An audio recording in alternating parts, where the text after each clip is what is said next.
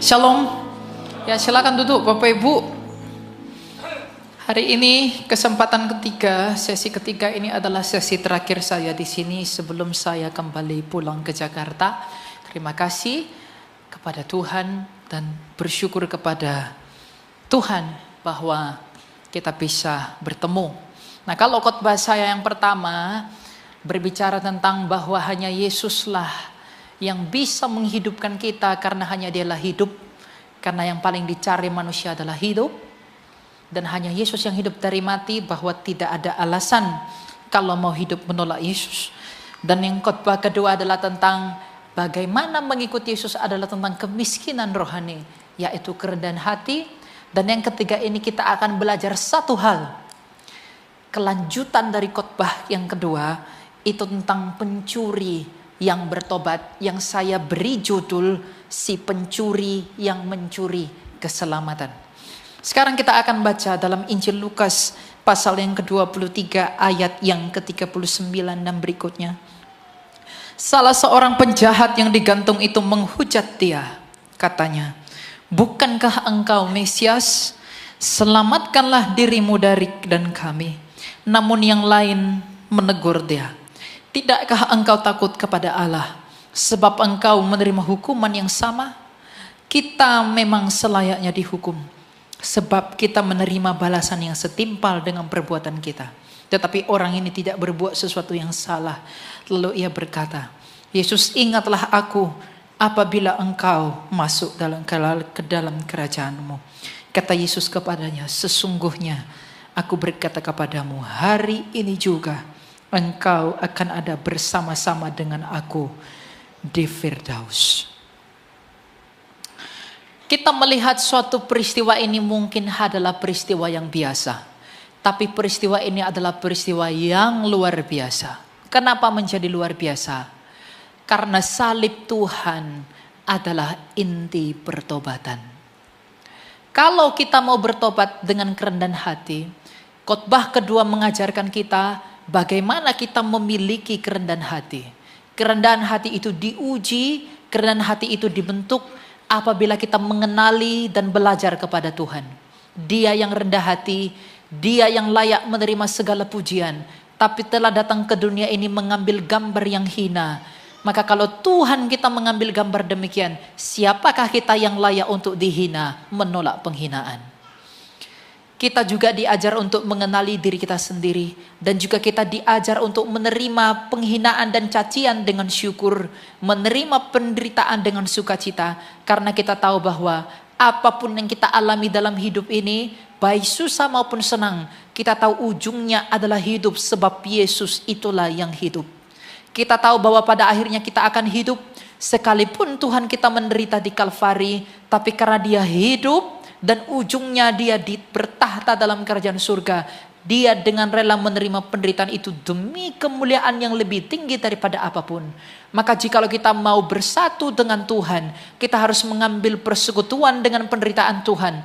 Melalui rela menerima semua yang sakit, rela menerima semua pergumulan, rela menerima semua keputusan Allah yang menyucikan dan juga menguduskan kita demi keselamatan kita.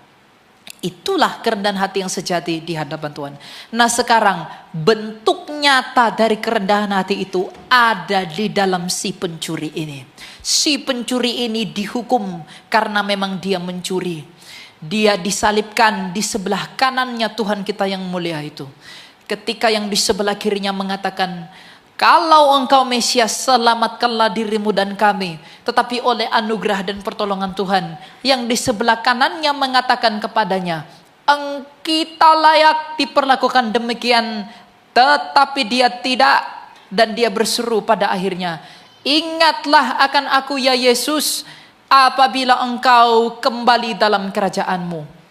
Inilah mental yang harus kita miliki sebagai orang Kristen. Kita harus berseru kepada Tuhan. Seperti si pencuri ini. Dia menyadari bahwa dia adalah begitu berdosa. Dia menyadari dia begitu sakit. Dia tidak bisa membawa apa-apa. Dia tidak memiliki harapan. Dia tidak memiliki kemampuan. Dia tidak memiliki kekuatan. Ketika tangan dan kakinya dipaku, Ia dikutuki sebagai pencuri oleh orang-orang Roma. Dia dipandang sebagai orang yang hina oleh orang-orang Yahudi, sehingga dia dihukum mati. Tapi di hadapan Tuhan yang mulia, hati yang hancur itu tidak dipandang hina oleh Tuhan kita. Ketika Tuhan melihat hatinya hancur karena dia melihat bahwa dia memang pantas memperoleh penghukuman, maka anugerah Tuhan melalui Roh Kudus memampukan si pencuri itu tidak berhenti mengakui kesalahannya, tapi berlanjut pada hal yang menyelamatkan dia dengan berkata, "Ya Yesus, ingatlah akan aku apabila engkau kembali dalam kerajaan-Mu." Inilah yang harus dimiliki oleh semua daripada kita. Kita tidak memiliki harapan bahwa kita akan selamat. Kita tidak memiliki sesuatu di dalam diri kita yang membuat kita percaya bahwa kita selamat. Kita adalah seperti si penjahat itu. Sebagaimana ia merasa layak diperlakukan jahat, maka kita pun layak untuk tidak selamat. Layak untuk mati, layak untuk binasa, layak untuk menderita, layak untuk mengalami semua yang buruk, dan layak untuk mengalami semua yang keji. Oleh karena banyaknya dosa di dalam diri saya dan kamu, tetapi di dalam anugerah Tuhan, Tuhan memperkenankan kita untuk berseru seperti si pencuri itu berseru, "Tuhan, sebagaimana aku tak memiliki apapun yang bisa kubawa ke hadapan-Mu, tapi ingatlah akan aku apabila Engkau kembali dalam kerajaan-Mu." Dan akhirnya ketika dia mengaku kepada Yesus bahwa aku layak diperlakukan jahat, tapi Engkau tidak. Tapi ya Tuhan, di balik semuanya ini, ingatlah akan aku apabila Engkau kembali dalam kerajaan-Mu. Si pencuri yang bertobat di akhir hidupnya benar-benar mencuri keselamatan. Dia mendahului para rasul masuk surga. Dia mendahului orang kudus masuk surga. Artinya di akhir hidup manusia pun dia bisa diselamatkan kalau dia sadar bahwa dia memang tidak bisa diselamatkan dan memberi dirinya kepada Dia yang menyelamatkan itu. Di akhir hidup kita pun kita bisa tetap punya pengharapan bahwa iman yang sejati adalah iman seperti si pencuri yang di sebelah Yesus. Dia merasa tidak punya harapan, tapi iman yang murni lahir di tengah ketiadaan harapan. Sebab ada tertulis, iman adalah dasar pengharapan. Maka iman yang sejati itu tidak lahir ketika kita merasa mampu. Iman yang sejati tidak lahir ketika kita merasa layak. Tapi iman yang sejati itu lahir ketika kita merasa tidak bisa berbuat apa-apa. Itulah iman si pencuri itu. Dan buahnya adalah keselamatan. Adakah hal yang lebih penting daripada keselamatan? Adakah hal yang lebih mulia daripada bersekutu dengan Allah? Adakah hal yang lebih harum daripada memandangi wajah Tuhan? Adakah hal yang lebih baik daripada kita berdamai dengan pencipta kita sendiri? Si pencuri yang mencuri keselamatan itu telah berbahagia di Firdaus, dihantarkan langsung oleh anak Allah kepada pangkuan Abraham dan menikmati hidup yang kekal itu. Kalau kita mau menikmati hidup yang kekal sebagai kelanjutan dari kemiskinan rohani, kita harus memiliki hati seperti si pencuri itu. Kita harus rela, kita harus jujur mengaku bahwa ya Tuhan, aku tidak layak diperlakukan baik. Karena Engkau sendiri bahkan yang layak diperlakukan baik telah diperlakukan hina di hadapan manusia sebangsaku. Tetapi Engkau dengan rela menerima demi keselamatan kepada kami. Tapi aku yang layak diperlakukan jahat, mengapa aku tidak rela dihina? Mengapa aku tidak rela dicaci? Mengapa aku tidak rela mendapat musibah? Mengapa aku tidak rela menerima keputusan-Mu? Kalau Engkau yang tidak pantas mendapatkan itu dengan rela menerimanya, berikanlah aku hati seperti hati-Mu agar aku rela menerimanya. Demi apa? Demi harta yang terbesar, keselamatan. Kita ditipu oleh dunia ini. Kita ditipu oleh banyak orang. Bahkan dalam pelayanan pun kita tertipu. Kita merasa dengan melayani Tuhan kita suci. Dengan melayani Tuhan kita sudah layak ke surga. Dengan melakukan mujizat kita sudah bisa pergi kepada Allah. Jikalau semua yang kita miliki membuat kita merasa kaya di hadapan Allah, maka Tuhan pun akan berkata, aku tidak mengenal engkau. Sebab Tuhan sendiri telah bersabda mengenai mereka yang berbahagia yang akan masuk ke dalam kerajaan surga adalah mereka yang miskin di hadapan Allah. Mengapa Tuhan membuka ucapan bahagianya kepada orang miskin di hadapan Allah? Karena memang orang yang miskin di hadapan Allah, yaitu orang yang rendah hati, itulah orang yang diperkenankan Allah. Di dalam berdiam diri, dalam khotbah kedua kita diajarkan untuk melihat diri kita sendiri. Dan di dalam hal ini kita melihat apakah yang harus kita miliki dalam berdiam diri, yaitu hati yang hancur. Tuhan tidak pernah memandang hina hati yang hancur. Apabila hati kita hancur karena memandangi luka-luka kita, apabila hati kita hancur ketika memandangi kasihnya Tuhan di dalam luka-lukanya di Kalvari, itu akan menyadarkan kasihnya yang besar dan kesalahan kita yang besar. Justru kita bisa mendalami kasihnya Tuhan begitu besar ketika kita diperhadapkan pada masalah dan penderitaan yang besar. Seperti si pencuri, dia menderita di paku, penderitaannya melahirkan dia kerendahan hati. Oh Tuhan, Engkau tak layak, tapi aku layak. Tapi anugerah Tuhan memampukan hatinya untuk berkata, ingatlah akan aku, iya Tuhan, apabila Engkau kembali dalam kerajaan-Mu. Tidak ada yang lebih indah daripada kalimat itu. Tidak ada yang lebih mulia daripada kalimat itu. Dari manusia kepada Allah. Ketika kita mengatakan ingatlah akan aku, kita sedang melihat diri kita yang memang tidak mampu. Ketika kita mengatakan ingatlah akan aku, kita melihat diri kita sebagai orang yang gak bisa berbuat apa-apa. Kita memohon anugerah bahwa ya Tuhan, tak ada yang bisa kau hasilkan selain dosa. Tapi mohon, ingatlah akan aku apabila Engkau kembali.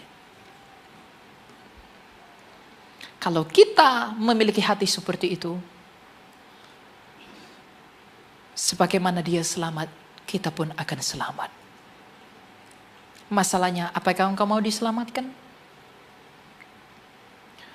Dan pada kesempatan yang seperti apakah ucapan itu kita berikan kalau kita tidak meluangkan waktu berdiam di hadapan Allah? Apakah ingatlah akan aku ya Tuhan ketika kamu berpesta? Apakah kita mengucapkan ingatlah akan aku ya Tuhan apabila di kamar mandi? Apakah kita mengatakan ingatlah aku ya Tuhan apabila kita kaya? Tidak. Si pencuri berseru ingatlah akan aku ya Tuhan ketika ia menderita kesakitan.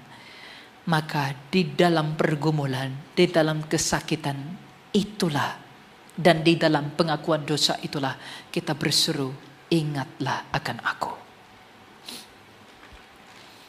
Karena dengan mengatakan ingatlah akan aku ya Tuhan, kita memuliakan Dia karena memang hanya Dia yang mampu menghidupkan kita, sebab Dia satu-satunya yang hidup. Salib itulah simbol pertobatan. Jadi kalau kita mau bertobat, kita mau mengembalikan diri kita pada kodrat yang semula, pandanglah kepada salib, karena si pencuri itu telah datang dari salib dan membawa kita kepada kebenaran. Pengetahuan iman yang sejati itu lahir dari iman yang murni. Ingat, kalau imanmu masih mengandalkan kemampuanmu, itu tidak murni. Iman yang murni yang disebut anugerah itu tidak mengambil bagian dalam apa yang bisa kamu lakukan. Iman yang murni adalah ketika sadar bahwa aku gak bisa berbuat apa-apa. Makanya ini nyambung dengan khotbah kedua. Gak bisa dipisahkan. Kenapa? Karena di kesempatan kedua kita telah belajar bagaimana kita melihat diri kita sendiri. Kita melihat bahwa diri kita ini adalah orang yang miskin di hadapan Allah. Kita ini orang yang gak mampu berbuat apa-apa. Dengan demikian ketika kita menyadari kita gak mampu berbuat apa-apa. Tapi kapan kita menyadarinya? Dengan berdiam diri. Kalau kamu anak-anak muda terlalu sibuk dengan kehidupan duniawimu, kamu melupakan Allah, kamu sedang ditipu oleh si iblis. Iblis tidak menipumu lagi dengan perzinahan, tapi iblis menipumu dengan kesuksesan dan kesibukan dunia ini. Sehingga engkau melihat dunia, tapi buta melihat Allah. Kita berpikir penyakit-penyakit yang disembahkan Tuhan itu gambaran siapa? Gambaran kita. Dia menyembuhkan orang buta, dia memberi mata kepada orang buta. Orang buta sejak lahir itu bukan orang buta, tapi memang orang lahir tidak punya mata. Lalu Tuhan ambil tanah, bentuk, lalu buat mata baru, dicipta mata baru. Itu bukan buta, tapi memang tidak punya mata sejak lahir.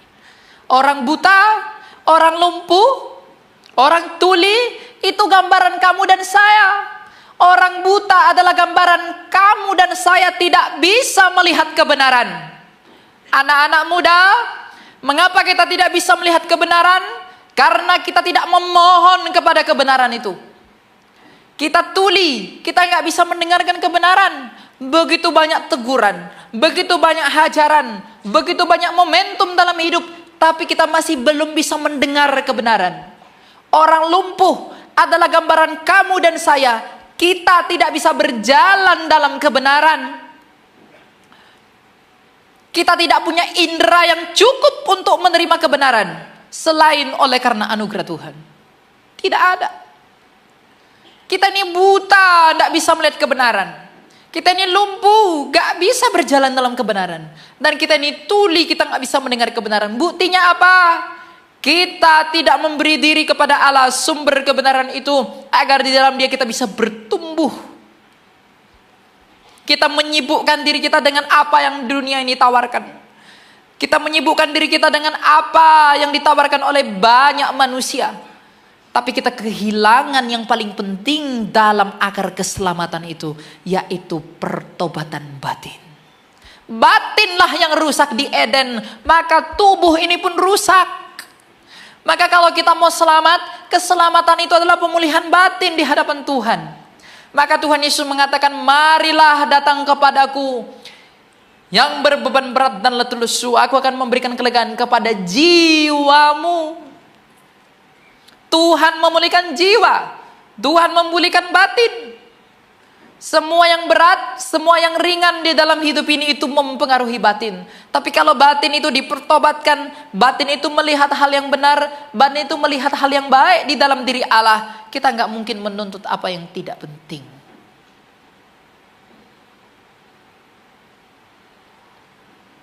Maka rendahkan dirimu, wahai manusia, di hadapan Allah.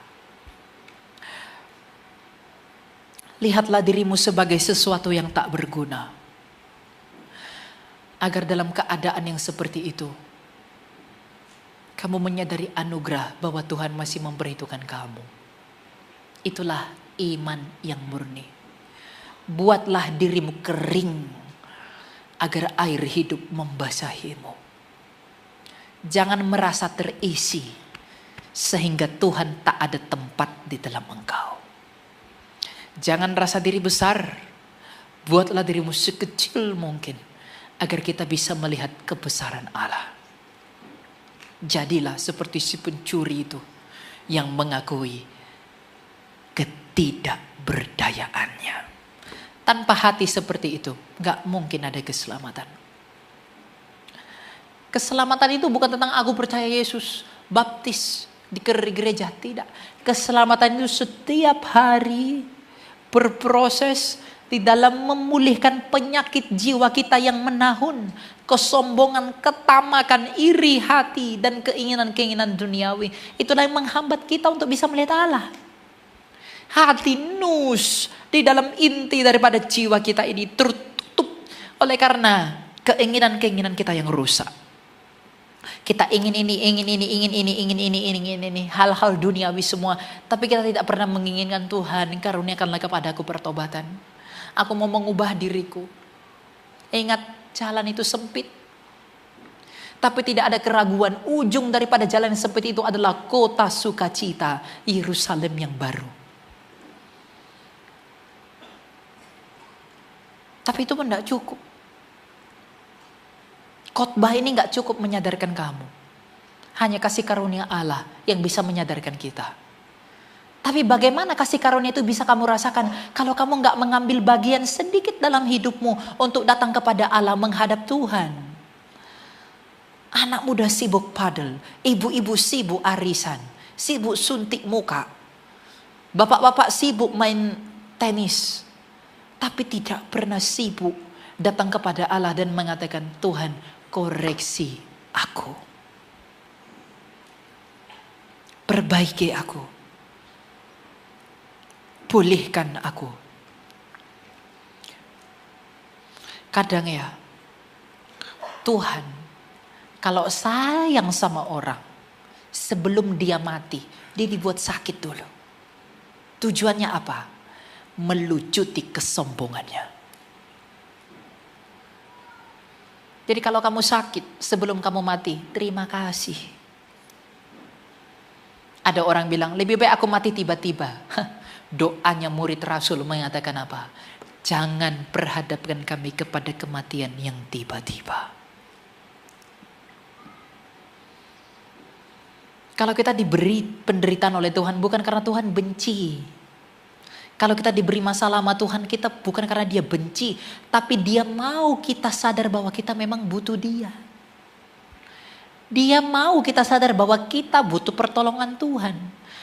Apakah gunanya kekayaanmu kalau kekayaanmu menjauhkanmu dari Tuhan? Dan bukankah penderitaan adalah kekayaanmu kalau penderitaanmu membuatmu semakin dekat dengan Tuhan? Tapi dunia ini menipu kamu. Kamu ambil yang enaknya, kamu buang yang gak enaknya. Oh, tidak usah menderita, tapi hidup di surga. Mustahil. Sebab Tuhan mengenai kerajaan surga berkata, jika engkau tidak memikul salibmu, engkau tidak layak bagiku. Gak enak jadi orang Kristen. Gak enak. Maka jangan heran, di hari tahta pengadilan kelak, banyak yang gak akan kamu temui di sana. Banyak. Banyak wajah yang kamu temui tidak akan ada di sana. Banyak. Tapi sebelum menunggu waktu itu tiba, usahakanlah dirimu tidak termasuk pada orang-orang yang demikian. Demikian juga saya. Karena apa? Kita tidak mengusahakan ini. Kita tidak mengusahakan untuk mengerti bahwa kita memang butuh Tuhan. Dengan menyadari dosa dan pelanggaran kita. Tuhan itu hanya akan ditemui kalau kita mengerti kita ini orang berdosa. Tuhan gak akan berarti bagi orang yang merasa mampu. Tuhan gak akan berarti bagi orang yang merasa hebat. Tuhan gak akan berarti bagi mereka yang merasa berarti.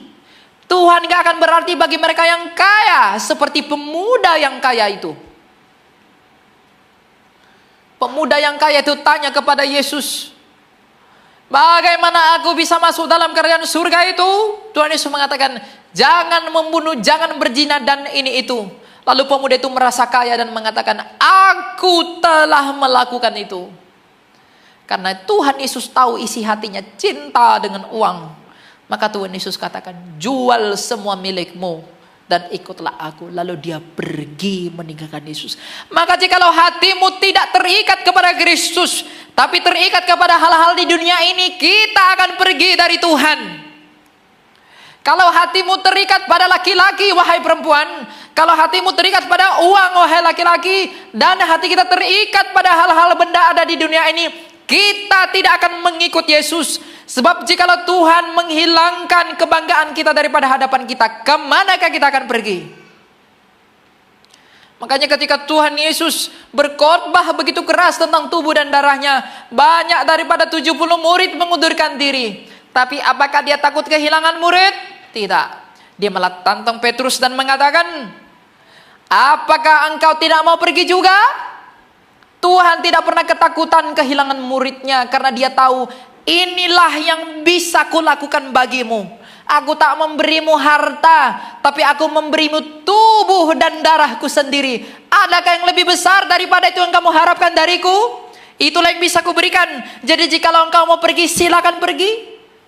Jadi anak muda, Tuhan tidak datang memberikan kekayaan. Tuhan tidak menjanjikan kemakmuran. Yang dia berikan lebih tinggi daripada itu. Tubuhnya yang mulia itu telah dipersembahkan di dalam tubuh dan darahnya kepada Bapaknya agar kamu hidup. Sebab bukankah hidup yang kamu cari? Tuhan telah mengatakan, inilah tubuhku dan darahku bagimu. Jikalau engkau melihat hal-hal benda di dunia ini lebih mulia daripada tubuh dan darah Tuhan, kita tidak layak dalam kerajaan-Nya. Apakah yang dilihat penjahat di sebelah Tuhan jikalau dia tidak melihat tubuh yang bersalah ini telah dicabik-cabik oleh manusia? Dia yang tak berdosa ini telah diperlakukan lebih jahat daripada saya. Adakah harta paling besar daripada dia yang tidak bersalah telah dibuat bersalah oleh karena aku? Sehingga si pencuri mengatakan, karena dia melihat dalam anugerah Tuhan, dia mengatakan apa? Ingatlah akan aku, wahai engkau yang tidak bersalah, telah dibuat bersalah karena aku. Adakah yang lebih indah daripada itu? Jikalau kamu meninggalkan Tuhan, kamu yang rugi.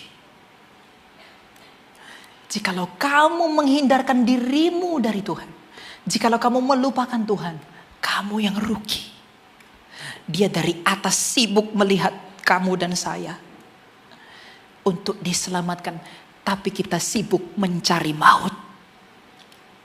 Dia sibuk memikirkan bagaimana Elia Myron yang penuh dosa ini kuselamatkan. Bagaimana anak-anakku yang penuh dosa ini aku selamatkan. Dia sibuk memikirkan keselamatan kita, tapi kita sibuk memikirkan apa yang dia tidak pikirkan. Bahkan memikirkan dia pun kita tidak pernah. Durhakakah saya dan kamu? Ya, benar, kita ini durhaka. Kalau kita tidak menyadari itu, gimana kita bisa berubah? Kalau kita tidak menyadari betapa durhakanya kita, gimana kita bisa bertobat? Kalau kita nggak menyadari betapa kejinya kita di hadapan Tuhan semesta alam, gimana kita bisa memperbaiki diri untuk dilayakkan dalam anugerahnya menghadap Dia pada tahta pengadilan terakhir? Maka anak muda, jangan tipu dirimu dengan membuat standar-standar duniawi menjadi mahkotamu. Pacarlah, uanglah, mobillah, kesuksesanlah, itu membuatmu bangga dan merasa dirimu merasa terisi. Sia-sia. Orang yang telah memiliki segala sesuatu yang lebih besar daripada apa yang kamu impikan telah berakhir kepada maut. Telah berakhir pada kematian. Apakah yang kamu banggakan dari kematian? Tidak ada. Tapi jikalau kita membanggakan sesuatu dalam hidup yang penuh anugerah, maka itu akan hidup sebagaimana Tuhan itu hidup. Buka matamu. Telingamu kasih mendengar. Bangkit untuk berjalan. Jangan lihat kebenaran, oh lah begitulah aku nggak inilah nggak itu. Jangan. Nggak ada yang lebih baik, nggak ada yang lebih mulia daripada harta yang diberikan oleh Yesus, yaitu tubuh dan darahnya. Nggak ada. Kalau kamu menikmati tubuh dan darahnya dalam perjamuan kudus, itulah yang dilihat, yang diinginkan para nabi, tapi mereka tidak mencicipinya. Itulah yang diingin dimakan para nabi, tapi tidak dimakan para nabi. Yang dicari para nabi kamu sia-siakan. Tidak menemui dia, mengacuhkan panggilannya, melupakan dia, datang kepada Tuhan kalau ada maunya aja. Tuhan, aku mau sukses. Aduh, Tuhan tuh tidak peduli kamu sukses atau tidak. Jujur, tentu hanya peduli satu, anakku kamu selamat. Karena kesuksesan yang kamu mau itu nggak ada artinya ketika kamu selamat dan bertemu dengan aku dalam kerajaanku. Uang yang kamu cari, emas yang kamu tumpuk, berlian yang kamu beli, tidak ada artinya apabila engkau selamat dan engkau bertemu dengan aku dalam kerajaanku. Itulah yang dilihat hati si pencuri itu. Itulah yang dilihat oleh si pencuri itu. Tubuh yang tak berdarah telah dibuat berdarah karena ada sesuatu yang tersembunyi di dalam keselamatan melalui Yesus ini. Sehingga dia rela memberikan dirinya kepada Yesus.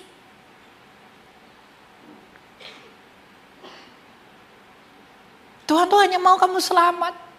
Gak peduli Tuhan tuh sama bisnismu, untung-untungan. Kalau Tuhan izinkan bisnismu lancar lah, uangmu banyak, kamu sekolah tinggi, ya puji Tuhan. Itu baik, tapi bukan itu poinnya. Tidak, dalam 1-10 besar itu tidak masuk. Yang penting selamat atau tidak. Dan jalan menuju keselamatan ini hanya dalam Yesus.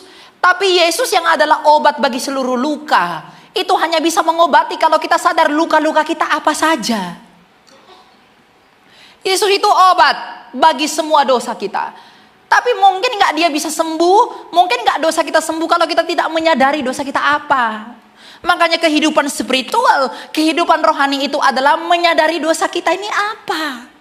Agar Yesus yang adalah obatnya bisa mengobati penyakit yang terdiagnosa di dalam batin kita ini. Kesombongan, ketamakan, iri hati, macam-macam. Makanya keselamatan itu bukan Natal. Keselamatan itu adalah setiap hari meminta pertolongan kepada Allah agar ia mengkoreksi kita setiap hari dengan menyadari diri kita berdosa. Kita memohon kepada dia sebagai obat menyembuhkan luka-luka kita. Maka berbahagialah orang yang mengerti dosanya sendiri. Itulah orang miskin di hadapan Allah. Gak ada orang yang lebih beruntung selain daripada orang yang mengerti penyakit dosanya. Karena dengan mengerti dosa-dosanya, mengerti pelanggarannya, mengerti kesalahannya, dia akan berlutut kepada Allah dan mengatakan, Tuhan, aku ini sombong, aku ini tamak, aku tahu itu salah, tolong aku untuk sembuh. Kamu kena rematik, mau sembuh. Sakit kepala, pengen sembuh. Tapi hati yang congkak, kok tidak mau disembuhkan?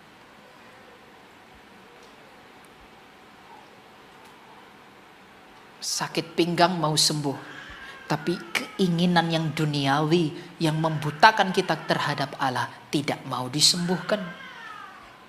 Mengapa begitu? Karena dosa itu menipu. Dosa itu kebiadaban, dosa itu kebrengsekan, dosa itu kenajisan, kekotoran yang menipu kita. Jadi makanya Alkitab tidak pernah mengajarkan trust yourself. Dunia ini mengajarkan kamu percaya pada dirimu. No. Dirimu dan diriku ini penuh dosa. Jangan percaya kepada dosa. Alkitab mengatakan percayalah kepada Tuhan. Bukan kepada dirimu. Dirimu siapa emang? Layakkah kita menghasilkan yang baik? Tidak. Tidak layak. Iman si pencuri itu luar biasa. Dan itu iman anugerah. Itu iman yang paling mahal. Yang bisa lahir dari orang berdosa. Ingat. Bahkan Paulus pun ketika dia mengatakan di antara semua orang hina, akulah yang pertama. Di antara semua orang berdosa, akulah yang terutama. Luar biasa kan iman para rasul? Luar biasa gak iman si pencuri itu? Dan kamu tahu gak ujungnya apa? Keselamatan. Hari ini mereka telah bersama Kristus di Firdaus. Ada yang lebih indah dari itu? Tidak. Nah kalau kamu gak bisa mengerti hal seperti ini, kasihan sekali. Memang ada orang gak bisa mengerti. Mereka menganggap ucapan saya ini dongeng. Mereka menganggap ini hal ketidakpastian. Itu kasihan sekali. Kenapa? Nus, inti dari jiwanya sudah tertutup.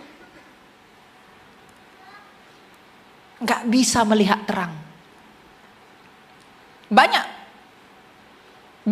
orang mengatakan, oh iya itu dongeng apa segala macam. Banyak orang ngomong begitu. Ya gak apa-apa. Tapi kasihan orang yang ngomong begitu. Dia gak bisa melihat. Itulah orang buta itu. Sejak lahir dia gak punya mata. Begitu juga lah ada orang sejak lahir gak bisa melihat Tuhan. Disadarin bagaimanapun gak bisa. Maka gak ada yang bisa menyembuhkan dia. Seperti gak ada yang bisa membuat mata orang itu selain Tuhan yang menciptakan mata untuk dia. Demikian juga orang yang begitu gak ada yang bisa memberikan dia mata rohani selain daripada Tuhan. Jadi kalau kamu menemui orang seperti itu, doakan dia. Kasihan. Jadi kalau kamu masih mengerti, masih sadar hal-hal seperti ini, puji Tuhan. Artinya apa? Kamu masih punya awal yang bagus untuk memulai kehidupan pertobatan yang baik. Mengkoreksi diri setiap hari. Artinya apa? Kita masih punya mata. untuk bisa melihat, punya telinga untuk mendengar, dan punya kaki untuk bisa berjalan. Itulah anugerah. Maka Bapak Ibu dan anak-anak muda, saya mau katakan, gak ada yang lebih indah daripada pelita yang tak akan pernah mati itu. Yesus itu. Hari ini mungkin kamu belum mengerti khotbah ini. Tapi pedomanilah ucapan Yesus yang pernah mengatakan, hari ini mungkin kamu tidak mengerti, tapi suatu hari nanti kamu akan mengerti. Kalau hari ini kamu belum mengerti, gak apa-apa. Tapi punya kerinduan untuk mengerti. Nanti Tuhan yang akan menambahkan berkat rohani dalam hidup kamu. Pasti. Karena apa? Tuhan tidak akan pernah membiarkan kamu terluka. Dan Tuhan tidak akan pernah membiarkan kamu kekurangan dalam kebenaran.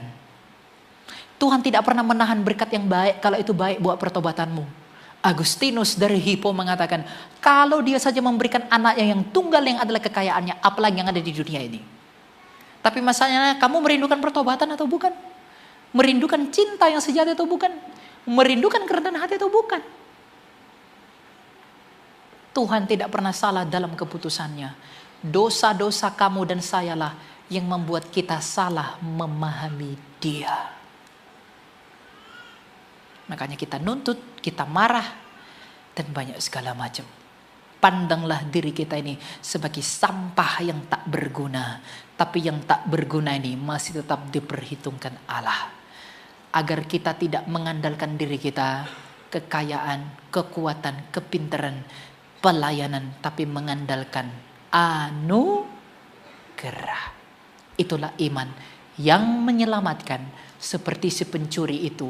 Tidak mengandalkan dirinya karena dia tahu dia berdosa.